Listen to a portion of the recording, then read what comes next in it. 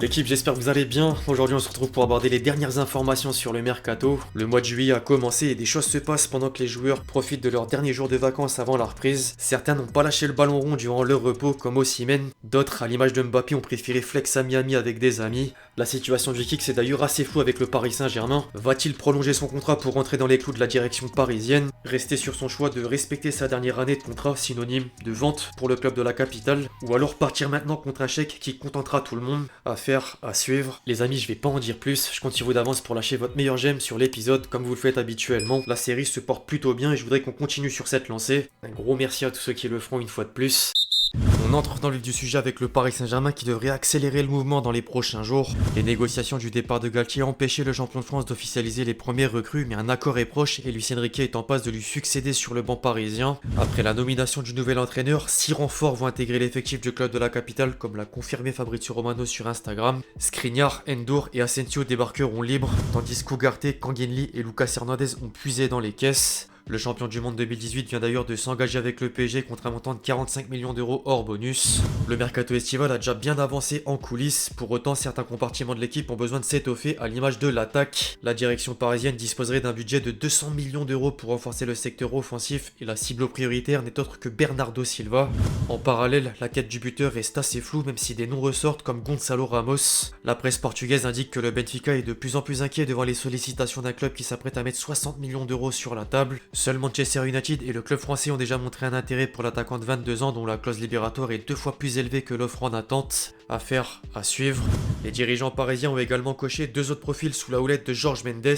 Luis Enrique aimerait relancer un certain Joao Félix dont la volonté est de revenir au meilleur niveau, alors que Barcola s'ajoute à la liste. Le quart de finaliste de l'Euro U21 venait de rejoindre l'une des branches du célèbre agent portugais avant que la rumeur n'apparaisse. En parlant de rumeurs, les amis, la saga Mbappé continue d'alimenter les médias madrilènes. Marca a d'abord annoncé que le Paris Saint-Germain pourrait proposer un contrat de 2 ou 3 ans au prodige de Bondy, avec la promesse de lui laisser un bon de sortie à l'été 2024. Une source intime au vestiaire du Real Madrid s'est ensuite attardée sur le sujet pour expliquer que le PSG souhaite vendre le capitaine des Bleus. Or, sa mère pose un problème. Faisal Amari voudrait percevoir la prime de 60 millions d'euros en juillet, même si son fils quitte le club de la capitale. Mbappé serait contraint de rallonger l'aventure parisienne pour partir un an plus tard.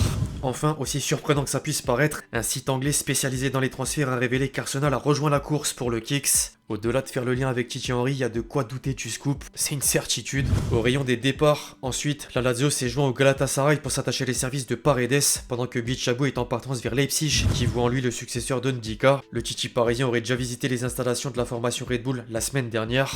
Chez le deuxième de Ligue 1 édition 2022-2023, le mercato estival s'est emballé au cours de ces derniers jours. Mont-Lens a officialisé les arrivées d'Elenaoui, dont l'AS Nancy-Lorraine ne pouvait conserver, Morgan Guilavogui qui quitte le Paris FC pour apporter sa polyvalence au sein de l'attaque lensoise, puis Andy Diouf, aka le meilleur jeune de la dernière Ligue Europa Conférence. Le recrutement est nécessaire pour garder une équipe compétitive, mais il faut également de la stabilité et conforter certains éléments au sein de l'effectif. Parmi les joueurs convoités, Danso serait plus proche de prolonger que de rejoindre un nouveau projet. En revanche, Openda fait toujours le forcing pour porter les couleurs de Leipzig. La situation du Belge pourrait vite tourner dans le bon sens car le club allemand a et est sur le point d'enregistrer des ventes significatives.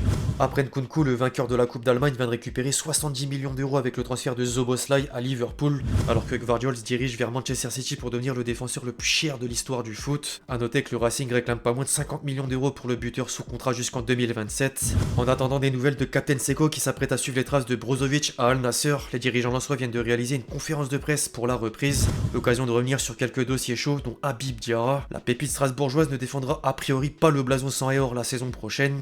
On a déjà beaucoup de milieux de terrain. Hein. Ouais.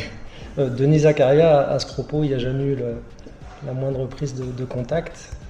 Et puis Habib Diarra, bon, il a fait partie de nos listes comme beaucoup de joueurs. Hein. On s'intéresse à beaucoup de bons joueurs, mais c'est plus vraiment d'actualité maintenant. On n'a pas empilé les joueurs, Franck vous l'a expliqué tout à l'heure, il y a une structure d'effectifs à respecter et on est déjà bien fourni. On sait tous que les déclarations ont plus d'une vérité lors des fenêtres de transfert. Par contre, il est clair que le rachat de Strasbourg par Blocco rabat les cartes. Les ambitions du club alsacien vont décupler et l'histoire commence avec Patrick Vieira qui succède à Antonetti sur le banc strasbourgeois. Il était temps que les clubs français passent la seconde autour de la question de l'entraîneur. En plus du Racing, Nice a signé Francisco Farioli et Monaco devrait introniser Adi Hütter, fort de ses passages en Autriche, en Suisse puis en Allemagne. À Marseille, Marcelino a bel et bien obtenu sa première recrue en la personne de Kondogbia qui a coûté 8 millions d'euros. L'OM pourrait néanmoins perdre un autre élément important en défense. Après les retours de prêt d'Issa Caboré et Nuno Tavares, Kolasinac s'est entendu avec l'Atalanta sur un contrat de 2 ans avec un salaire de 2 millions d'euros par an. Du côté de Rennes, désormais les deux pistes en vue sont près de se concrétiser. Ludovic Blas et Enzo Lefebvre vont rallier la Bretagne contre des chèques respectifs de 15 et 25 millions d'euros. Le voisin lorientais cherche toujours à mettre la main sur Romain Fèvre, sauf que Séville est en train de jouer un mauvais tour. Le club andalou compte proposer 8 millions d'euros plus Gonzalo Montiel dans l'opération pour convaincre Lyon de lui céder le milieu de terrain. En parallèle, l'OL tente de s'immiscer dans le dossier Pulisic. La direction lyonnaise a formulé une offre de 25 millions d'euros à Chelsea et Textor espère profiter de ses bonnes relations avec l'Elbouz depuis le transfert de Malo Gusto pour passer devant l'AC Milan. L'attaquant de 24 ans aurait néanmoins tranché pour suivre le chemin de Loftus-Cheek qui s'est envolé en Lombardie contre une somme aux alentours des 20 millions d'euros. Les Rossoneri ont également recruté Sportiello en tant qu'agent libre pour suppléer Maignan dans les cages. En parlant de joueurs libres, les amis, le rival milanais a officialisé un transfert gratuit de taille avec l'arrivée de Marcus Thuram.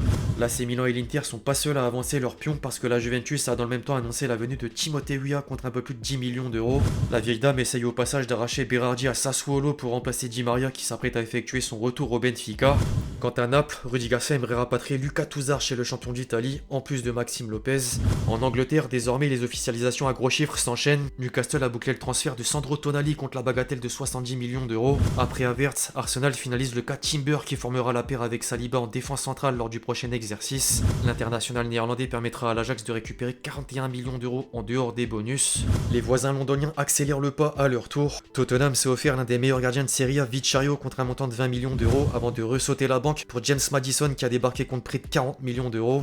En parallèle, Chelsea a posé 37 millions d'euros pour s'attacher les services de Nicolas Jackson en provenance de Villarreal. À en croire la presse italienne, le 12e de Premier League garde également un œil sur Vlahovic. Au rayon des départs, Mason Mount est déjà la 6e vente des Blues. Manchester United est parvenu à trouver un accord autour du chèque qui atteint presque 70 millions d'euros. Du côté de Liverpool, après McAllister et Szoboszlai, les Reds veulent enrôler Romeo Lavia même si le prix est fort. Dans le sens contraire, les pensionnaires d'Anfield ont prêté le jeune Carvalho à Leipzig sans option d'achat. En Espagne, à présent, l'Atlético Madrid est en passe d'enregistrer la signature d'Azpilicueta en tant qu'agent libre. Le Barça a annoncé la rupture du contrat d'Umtiti qui peut rechercher un nouveau défi et une bataille est toujours en cours avec l'ennemi madrilène concernant Arda Güler. Quant aux anciens grands noms du championnat espagnol, Jordi Alba et Sergio Ramos devraient rejoindre Sergio Busquets et Messi à l'Inter Miami. La franchise de David Beckham vient d'ailleurs de nommer un entraîneur familier à la Pulga qui n'est autre que Tata Martino.